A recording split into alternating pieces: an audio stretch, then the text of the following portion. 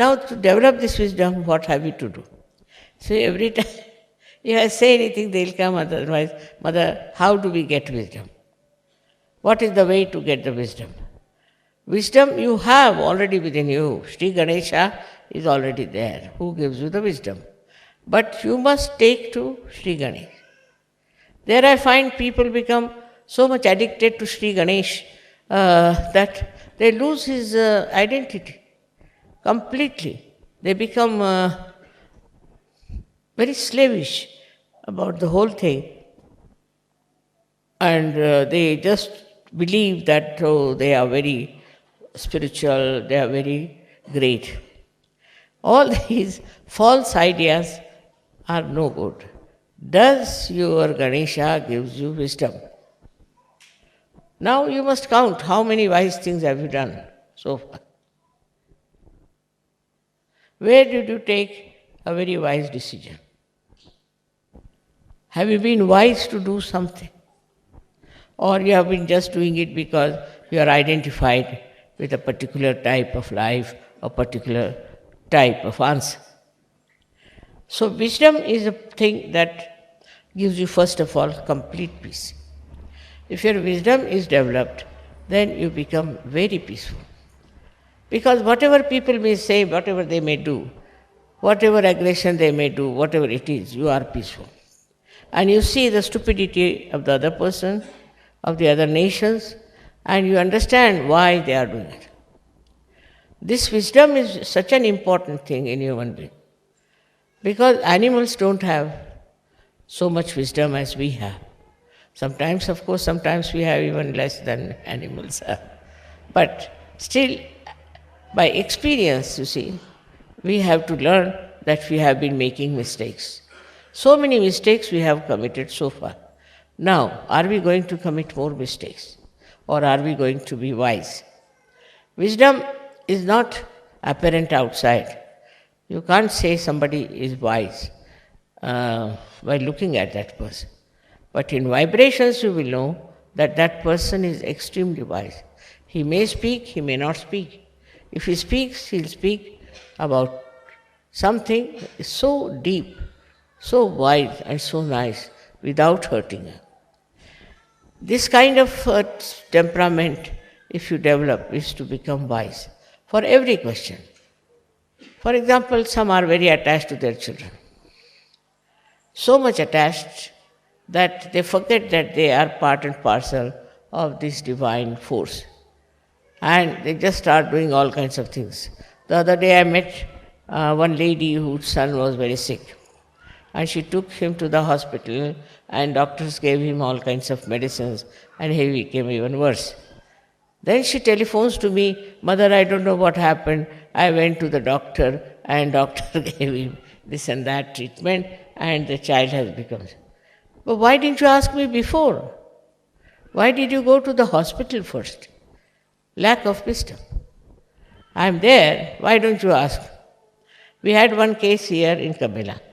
There was one child who fell down and broke his arm.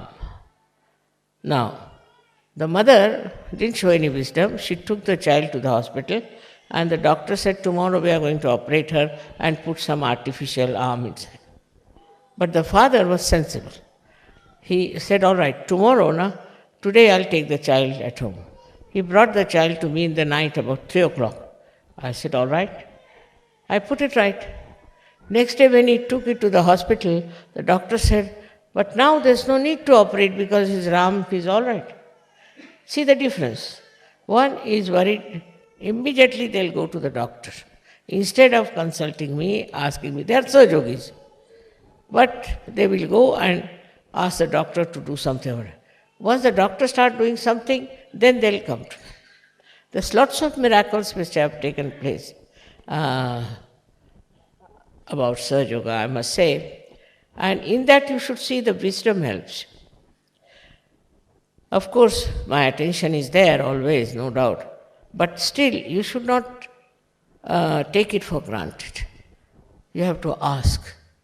One day, you see, I was just sitting, I just thought that I should telephone somebody in the ashram of New York. I never telephoned there. So I found out the phone number, we telephoned and asked if, I said, is the child all right? So the leader there was surprised because that boy had fallen in the water and was in the water for quite some time. And he was all filled with water, even his brain was filled with water. As usual, there were some doctors who said that he cannot survive, and if he survives, his brain has so much water that he cannot be normal. So I just said that don't worry, I didn't know, nobody told me, don't worry, the boy will be all right completely. So they were surprised how I said so. Firstly, how I knew that the boy had fallen, there was some boy like that, and then they didn't know how I said he'll be all right, and he was all right. He's perfectly all right. So they were surprised at my knowing about it. Okay, how is it that mother knows that there's a boy who is so sick? Here I will say it is pure knowledge. You see, my attention is always around you people, always dealing with you people. And how I know is this, that this attention of mine is global. So anything happens to you, any upsetting takes place, any, I should say, deviation takes place, my attention is there. And immediately I know there's something wrong somewhere. And I don't know how my attention goes to particular places, which makes it life better. It helps people in need. I don't do anything about this attention, but this attention is the wisdom that spreads all over. With that wisdom, you know what's wrong with another person or any other organization that is in Sahaja. Everything you come to know. If you want to know, it's different. It's just you know, like it's spread out everywhere. For example, if you have to telephone, then you have to use the telephone. But for me, I don't have to use the telephone, I just know. So this has come from a pure, innocent wisdom. The innocent wisdom is just like a child. It is everywhere and it communicates and it tells what's the matter, what's the problem is. Many people have been cured with Sahaja. Many have been cured. Now if they can say that, Mother, how did we get cured? What have we done? Did you see our chakras? Did you find out what was wrong with us? No, I haven't. But I leave it, in my wisdom, I leave it to Paramachaitanya to do the job. This is the main point, is that can you leave everything to Paramachaitanya in your wisdom? If you cannot, then yet you have not felt the real knowledge within you. That is the level where some people are. I am not now so sure about those who get realization are all so much filled with pure knowledge. Some of them are, but not all of them. With experience they learn. With meeting people they learn. But as the wisdom, pure wisdom, is difficult for them because they do not rely entirely on the Paramachaitanya. Everything happens, just Paramachaitanya knows, it understands, it organizes, it loves, it does everything. That's the energy it is. It does everything. And how it manages, how we call coincidences are really organized by Paramachaitanya. As I told you yesterday, the way the rain was. The rain came and went away. It has wisdom. Innately it knows I am sitting here, the program is going to start, stops. Flowers know me. You don't know when we have flowers. They are of this size, I don't do anything to them. They start blowing like this, they blast like that. Now one would say, Mother, how do they know? because they are natural. We are unnatural. We have taken so many artificialities as part and parcel of life. See, all kinds of courtesy, this, that, all that's not necessary. All these stupid practices that we have adopted sometimes keep us away from pure knowledge. And when there's no pure knowledge, we don't know anything what's happening. You just get frightened for small thing, upset for something. I mean, it's something very surprising to see Sahajogis getting upset. Among the 100 people, if supposing there's a problem.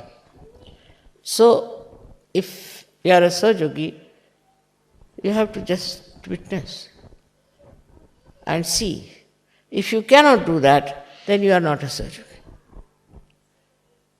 But it's not it's not like practicing, like they say, if you have to have the blessings of Shiva, you must say 108 times his name. That's not the way. He doesn't like it. You see, nobody likes that kind of a murmuring. You see, somebody comes and takes your name all the time near your door, you'll throw him out. So that's not the way. It's a wrong idea that you go on taking the name of somebody and that deity will help you. First of all, you have to become wise enough to understand that you are a part and parcel of Paramachaitanya. Everything will work out by that. And it works out so beautifully. Of course, some people have hard time, I don't say they don't have. But it is not hard, because if you are one with Paramachaitanya, and you know that it is doing the job, you are not feeling that hardness or sickness or anything. All the people who write to me about their problems, I don't know what to say. To just say that, do you believe in Paramachaitanya? All right. It knows. It knows what is to be done. It knows what is to be corrected. It knows what is to be said. See, it can create poetry, it can create music, it can create everything. But do you leave everything to the Paramachaitanya? This is the second point in wisdom. Do you have wisdom to leave everything to Paramachaitanya?